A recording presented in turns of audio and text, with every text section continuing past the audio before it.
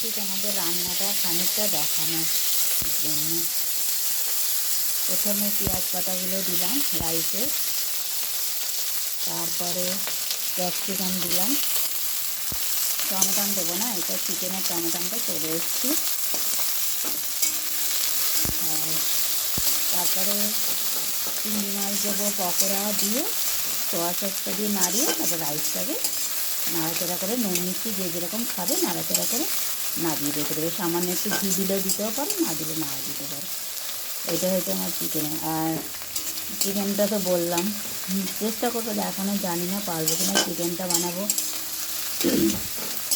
চিকেনটা তো বলেই দিলাম যে বাংলাদেশের কড়াই চিকেন মশলা বানাবো। এবারে চিংড়িটাও দিয়ে দিচ্ছি, খানিকটা মিক্সড রাইসের মতনই হবে।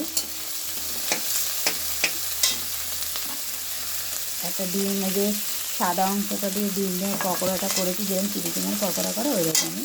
আর যে হলুদ অংশটা ছিল ওটা দিয়ে দিয়েছি আর কি।